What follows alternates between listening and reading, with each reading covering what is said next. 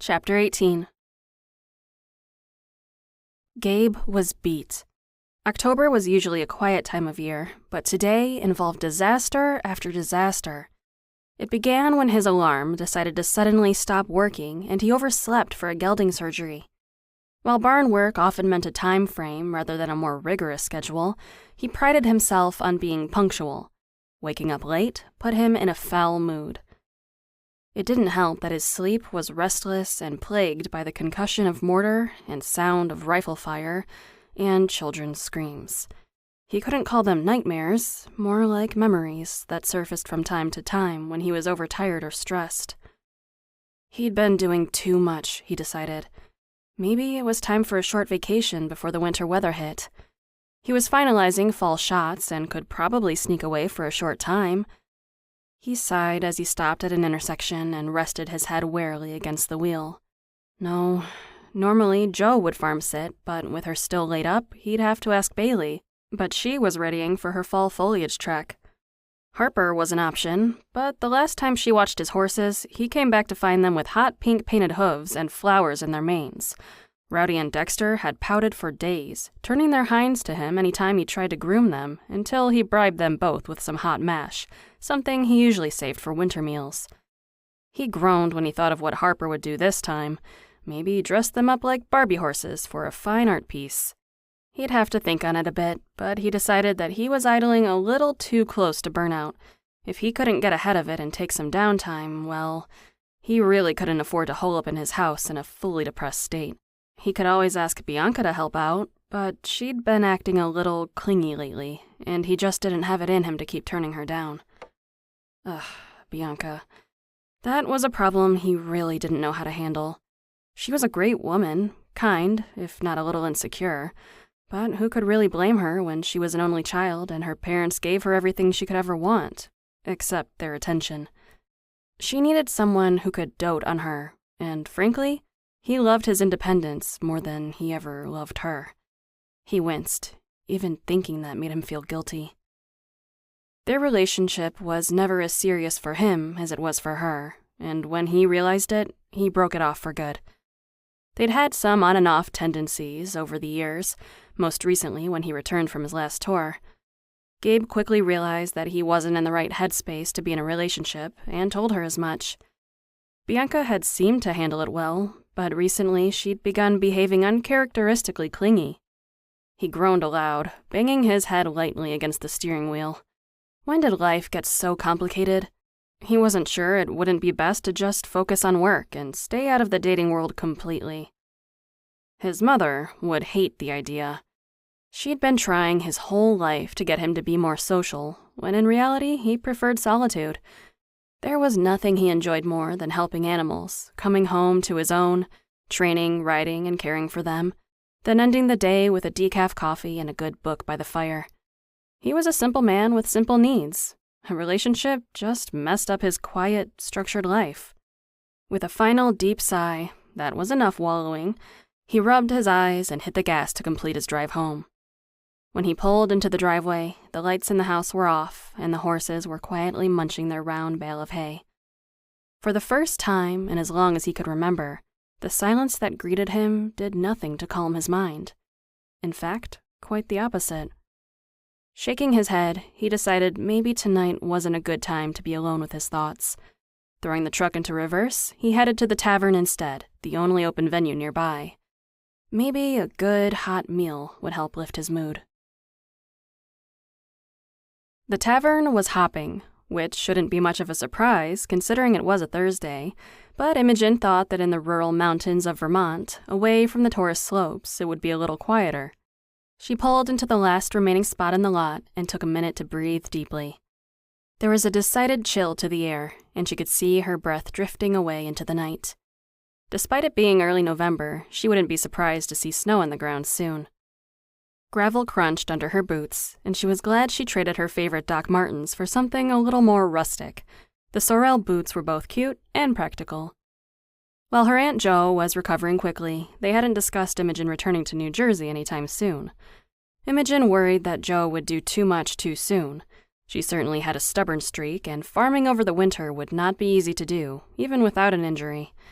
Imogen figured she would be here until at least spring. And then, who knows? She opened the airlock door and was greeted by a roaring fire that immediately drew her in with its warmth and vibrancy. The band was playing in the far corner, the fiddler really feeling himself during a solo that put a big grin on her face. She imagined it must be an amazing feeling to have so much passion and talent. She scanned the rest of the room and found Harper practically standing up from a table, waving her arms and dancing in place to get her attention. With a laugh, Imogen took off her jacket and weaved through the tables to meet her friends. "Took you long enough," Harper explained brightly with a faux temper. Tonight she was wearing a brightly colored trucker cap over her long blonde hair, and were those feathers peeking out of the waves? Oh, to be able to have the confidence to pull that off. It was decidedly Harper, and Imogen grinned. "Sorry, Harp. I wanted to make sure everyone was all tucked in for the night before I headed over. These roads are so dark. I also drove slowly so I wouldn't hit another moose. One was enough for me. I still don't know how you managed that. I've lived here forever and have never even seen a moose, much less had a meet cute with one of the roads." Shaking her head in denial, Imogen snorted and then picked up the drink Harper offered her. "An old-fashioned? You'll like it. I figured it would warm you up a bit. Bailey just ran to the bar to get an IPA. She should be back any minute." Looking at the crowded bar and not seeing a sight of her flannel-laden friend, Imogen doubted it would be any time soon. "Don't we have a server?" "Sure, but Cassidy looked overwhelmed, so Bailey thought she'd help a bit. Live music nights are always a little rowdy because we come to blow off some steam." Harper slyly looked at Imogen from under her cap. "I hear you've been blowing off steam and doing some horse riding. I didn't know you could ride." Imogen snorted. "I used to ride, but I'm out of shape. Gabe's horses needed the exercise, so we took them out on the trails." "Exercise, right. I'm sure that's the only reason you spent all day in the woods with your handsome neighbor." "Ew, that's your brother, Harper. Don't be gross." Bailey scoffed as she appeared suddenly at the table with a full round. She turned to Imogen as Harper rolled her eyes. "So, you and Gabe?" Harper and Bailey's eyes were laser-focused, that for a minute Imogen felt like this was how an interrogation might feel. But she had an important question. "Wait, are you really brother and sister?" Harper laughed. "Yep. Of course, I'm the Davis with all the fun genes, and Gabe is Mr. Serious." Imogen was a little shocked this hadn't been mentioned previously. How am I just finding out about this now? Bailey snorted into her drink and leaned back, wiping her nose with the back of her hand. "Imogen, no offense, but we live in a small town. Everyone knows everything about each other. It's not like we purposely didn't mention it. We just thought you already knew." That made sense to Imogen, although she still never would have pegged them as siblings in any way. They didn't look or act anything alike. "Ahem." Harper nudged Imogen's shoulder. "Now, about you and Gabe?" "There is no me and Gabe. He knew I used to ride and needed help with the horses, so he asked if I could join him. It's not a big deal." Bailey leaned back in her chair, putting an arm around Harper with one and pointing a finger at Imogen with the other. "That man is about as friendly as a hermit. He's never been a social guy, and that certainly didn't get better after he came back from overseas." Harper nodded in agreement, sipping her margarita. "We're friends." Imogen said it and realized it was true. She and Gabe were becoming friends, and she liked the idea. He was so different from anyone else she ever met. "And we're neighbors," she added. "For now, anyway. Don't be so quick to play matchmaker." Harper's face turned serious. "Yeah, no, that's not what we're doing."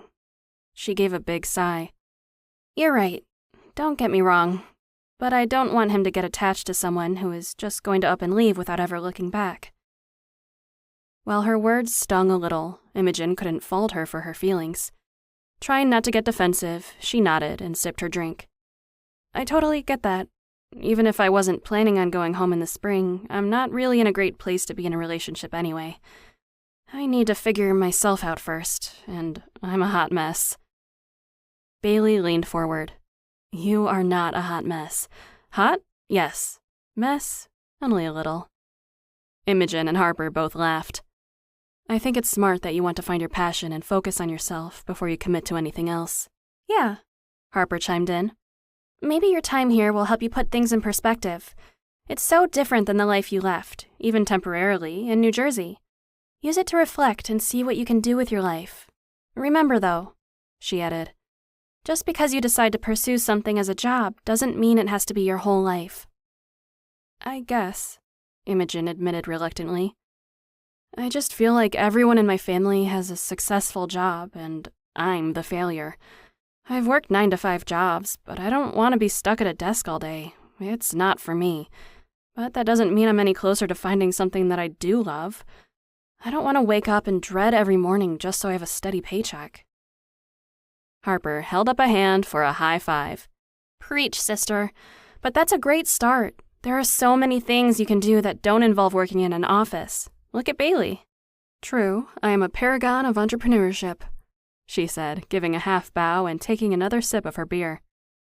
"I was training to be a riding instructor, but I found that I wasn't cut out for teaching kids and dealing with their parents. I had a lot of experience working with horses and camping, so decided to start something new.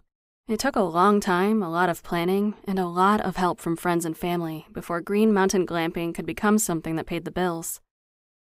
The three women toasted to that, and then Imogen asked, "Was it worth it? Knowing what you do now and how hard it would be to have your own small business?" Bailey smiled. "I wouldn't change a thing." Maybe, Imogen thought, she could make a career for herself too, like her new friend, and not simply fall into one. She would have to give it some serious thought later. It would be good to take her mind off of Fortune. For some reason, she had trouble brushing him from her mind. He seemed so sweet, yet completely shut down. Rather than focus on that, though, she decided to lighten the mood and get a little rowdy. Putting down her drink, she grabbed both women by the hand and dragged them away from the table to a small area near the band. "Let's dance." Bailey glowered and crossed her arms, refusing to budge, but Harper squealed, jumped out of her seat, and raced to the dance floor. Imogen laughed brightly when Harper started waving her arms around, sashaying her hips with abandon. Imogen never minded being the first one on the floor and began dancing to the music, the beat taking over. Before they knew it, the small area was packed, and they had a whole crowd going, to the band's delight.